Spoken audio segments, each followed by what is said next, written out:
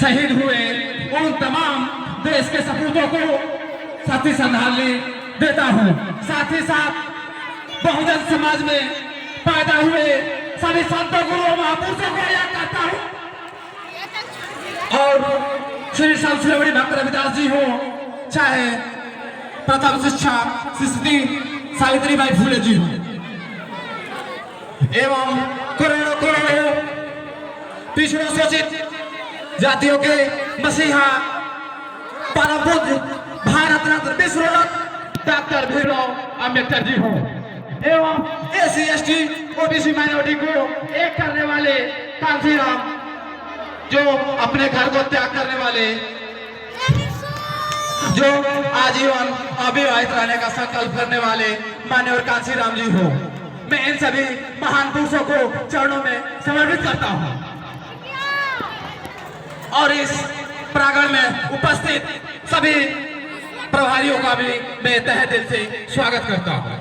और इस भव्य कार्यक्रम जिसने मेरे नौजवान साथियों का भी मैं आप सभी से चाहता हूं कि जोरदार तालियों से इन नवयुवक मंगल दल का स्वागत करें। साथियों, आज बाबा साहब की जयंती मनाई जा रही है। पूरे विश्व में हर छोटी छोटी गली चौराहे पे बाबा साहब की जयंती मनाई जा रही है। यहाँ तक कि विश्व में अमेरिका जैसे देशों में 100 से अधिक देश मिलकर बाबा साहब की जयंती मना रहे हैं।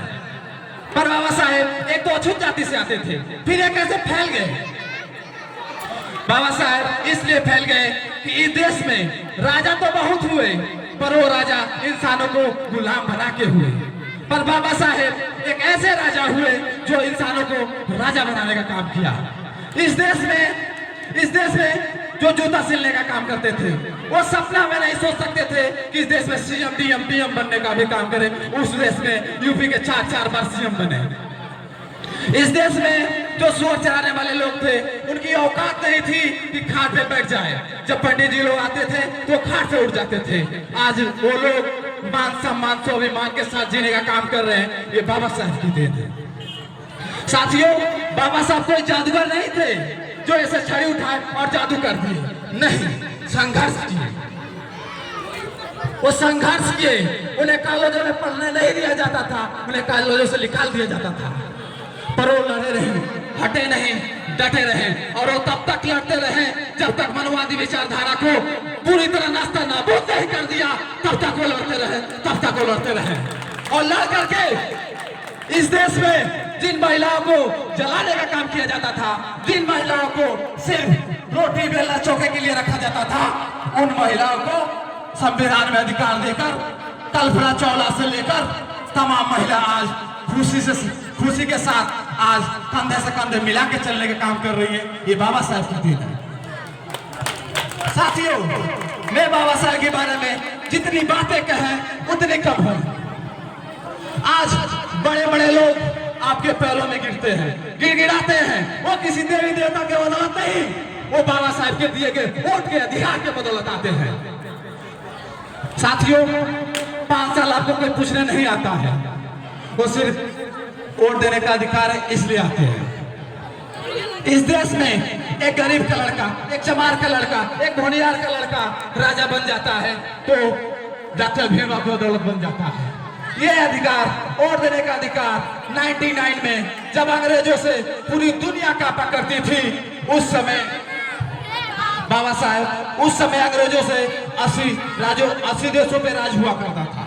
तब बाबा साहब ने उनसे 1 इंच पे लड़ाई लड़ करके हमें वोट देने का अधिकार दिया। और आज वोट देने के अधिकार से कभी इस देश में राजा और रानी की पेट से पैदा होता था, पर बाबा साहब की बदौलत आज राजा बैलेट वोट से पैदा होता है, बैलेट वोट से पैदा होता है। ये बाबा साहब की ताकत है। दोस्तों, पूरी दुनिया में गुलाम बनाए गए, पर उन गुलामों के साथ कभी अछूतों की तरह व्यवहार नहीं किया गया। अफ्रीका में गुलाम बनाए गए, अमेरिका में गुलाम बनाए गए, ब्रिटिश में गुलाम बनाए गए, पर उन गुलामों के साथ कभी अछूतों की तरह व्यवहार नहीं किया गया। उनकी परछाई से नफरत नहीं की जाती थी। पर इस देश में कभी वर्मा से लेकर ईरान तक और थाईलैंड तक परचम लहराया करता था। कभी इस देश में बुद्ध की सभ्यता हुआ करती थी। कभी इस देश में विदेशों से लोग पढ़ने आया करते थे, कभी इस देश में दूध और दही की नदियां बहा करती थी, कभी इस देश को सोने की सीढ़ियां कहा जाता था, कभी इस देश में हमारे लोग राजा हुआ करते थे। उठा लीजिए सिंधु सभ्यता और देख लीजिए इस देश में हमारे लोगों ने राज किया। पर जो इस देश में लोग राज किया करते थे उन्हें गुलाम बना लिया गया और हजार हजार जातियों में बांटने का काम किया गया। बाबा साहब ने उन जो गुलाम बनाए गए थे उन्हें पुनः राजा बनने का मौका दिया। ये बाबा साहब की देन है। साथियों, बाबा साहब के हाथ में एक ऐसे पुस्तक और ऐसे उंगली दिखाई देते होंगे। वो उंगली इसलिए उठाए हैं, वो संसद की तरफ दिखाए हैं। बाबा साहब कहते हैं कि वो संसद ही ऐसी ताकत है जिस पे कब्जा कर लोगे तो तुम्हारी सारी मनोकामना पूरी हो जाएगी। इन मंदिर मस्जिदों में कुछ नहीं रखा। साथियों, इसलिए हमें मंदिर मस्जिदों नहीं, उस संसद पे कब्जा करना है। साथियों, इस देश में कभी गांधी की तूती बोला करती थी, बोला करती थी। लोग गांधी की टोपी पहन के वोट मांगा करते थे। पर आज वो समय है कि बिना जय भीम वालों को किसी को वो नहीं मिलने वाला। इसलिए ये सब जानते हैं कि जय भीम वो ताकत है जिसके पीछे ये पूरे पार्टी वाले जय भीम वालों के पीछे पड़ गए, क्योंकि वो जानते हैं कि गांधी की टोपी में वो दम नहीं रहा। अब तो सारा वोट बाबा साहब की कोट की वोट में भरा है। इसलिए ये सब बाबा साहब की जो जयंती मनाने लगे हैं। क्या समझते हैं बाबा साहब की जयंती हो गया है? नहीं, ये राजनीति कर रहे हैं। साथियों, इस देश को आजाद हुए 75 साल हो गए, पर इस देश में आजाद हुए 75 सालों का इतिहास रहा है कि एक भी दलित का, एक भी मुस्लिम का लड़का प्रधानमंत्री नहीं बना है। साथियों, ये हमारे अधिकारों को छीने हैं। 75 सालों में ये हमें प्रधानमंत्री तक की कुर्सी पर नहीं जाने दिया, ये छीनने का काम किया। हम सबसे, आप सबों से अनुरोध करना चाहता हूं, आप एक हो जाइए और जो तानाशाही सरकार बैठी है इन्हें लात मार के शासन संस्था से हटाना होगा। नहीं तो जिस तरह से देश में अपमान करने की परंपरा चलती आ रही है, ये कुर्मी समाज भूल गए। इनके एक राजा हुआ करते थे, सुधोधन नाम का एक महाराजा हुआ करते थे, जिनका अपमान किया गया था। दाएं पैर के अंगूठे से तिलक लगाई गई थी। यही आर्यभट्ट नामक ब्राह्मण ने, ये ओबीसी समाज, ये यादव समाज भूल गया। इनके ये ओबीसी और ये यादव समाज भूल गया। पूर्व मुख्यमंत्री जब कुर्सी से हटे थे तो कैसे उनको अपमान किया गया था, गंगा जल से शुद्धिकरण किया गया था। साथियों, आज उन पे बीत रहा है। अगर आप एक नहीं होंगे तो कल हम पे बीतेगा। इसलिए मैं सभी एसी एसटी माइनॉरिटी के लोगों से कहना चाहता हूं, आप एक हो जाइए और एक होकर के इस देश पे 85 पे 15% हमेशा भारी है और भारी रहते आए हैं। पर इस बार 85 की ताकत दिखानी है और उन्हें मुंह तोड़ जवाब देकर पूर्ण बहुमत से आयरन लेडी सुश्री बहन कुमारी मायावती जी को प्रधानमंत्री का कुर्सी दे करके माननीय कांसी राम जी के सपनों को पूरा करना होगा।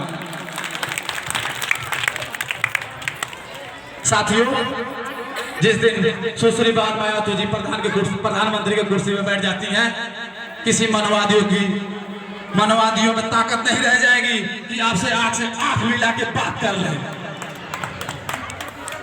इसलिए बाबा साहब कहते थे, अगर आप राजनीतिक समानता चाहते हैं तो राजनीति में राजनेता स्थापित करना होगा।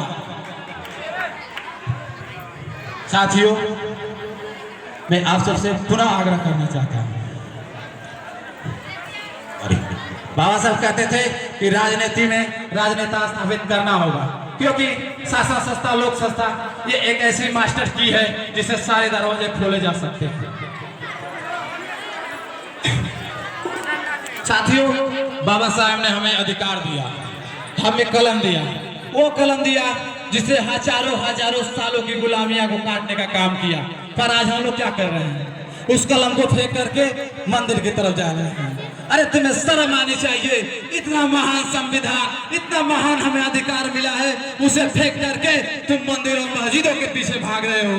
नहीं साथियों, मंदिर और मस्जिदों से जाने से अगर फायदा होता तो योगी मंदिर और मठ को छोड़ करके यूपी का मुख्यमंत्री नहीं बनता, वो गिरिश संसद में जाके कब्जा नहीं करता, क्योंकि वो जानता है कि सारी ताकत मंदिर और मस्जिदों में नहीं है, पूरी ताकत उस लोकसभा पे है। आपकी सभी के उदाहरण के लिए समझा देता हूं, जब वो मंदिर में मठ और मस्जिद था तो यह मुख्तार अंसारी उसका 1 इंच बाल भी वाका नहीं कर सकता था। आज वो यूपी के मुख्यमंत्री और इस संसद पे कब्जा है, तो आप देख लीजिए अब मुख्तार अंसारी की क्या हाल है। इसलिए मैं आप सभी से नम्र निवेदन करना चाहता हूं, आप एक हो जाए और एक होकर के आयरन लेडी सुश्री बहन मायावती जी को पीएम की कुर्सी दे और यूपी का सीएम अपने बड़े भाई बड़े भाई चंद्रशेखर आजाद भाई को बनाए, और निश्चित तौर से एक देश का विकास होगा, एक नया इतिहास होगा। साथियों, हम लोग कहीं बात करते हैं तो लोग कह देते हैं तुम्हारे समाज के लोग एक साड़ी पर 1000 रुपए पे और दारू पे बिकने का काम करते हैं। ये सुन के कलेजा छल्ली छल्ली हो जाता है और शर्म से आंखें झुक जाती है। कहीं तो देखा जाए तो हमारे समाज में निश्चित तौर से कमजोरी है। साथियों, मैं आप सभी से नम्र निवेदन करता हूं कि प्रधान से लेकर के प्रधानमंत्री तक किसी भी चुनाव में आप विकास पे वोट दें, शिक्षा पे वोट दें, न कि दारू, न कि शराब, न कि साड़ी पे वोट दें। साथियों, जो व्यक्ति दारू पीता है, जो पति दारू पीता है, उन माता से जाके पूछिए। जो भाई दारू पीता है, उस बहन से जाके पूछिए, निश्चित तौर से आपको दर्द शेयर करेगी। की जरूरत है, हमारा समाज भी बहुत पीछे है। साथियों, ये जो तानाशाही सरकार जो बैठे हैं, इन लोगों को बता देना है कि अब तुम्हारा वक्त आ गया है, अब तुम कुर्सी से उतारे जाओगे, क्योंकि बुलबुल की पैरों में बाज नहीं हुआ करते, बुलबुल की पैरों में बाज नहीं हुआ करते, कमजोर और बुजुर्गों के हाथ राज नहीं हुआ करते, जिन्हें पड़ जाती है झुक के चलने की आदत। साथियों, उनके सरों पे ताज नहीं हुआ करते, उनके सरों पे ताज नहीं हुआ करते। वो ताज सुनने का वक्त आ गया है मेरे साथियों, वो ताज सुनने का वक्त आ गया। मैं ज्यादा कुछ ना कहा कर ही, और बहुत ही लोग यहाँ पे बैठे हुए हैं जो हमसे ज्यादा ही अनुभवी हैं, और आपको निश्चित तौर से अच्छी अच्छी बातें कहेंगे, उनके हंसोड़ करेंगे।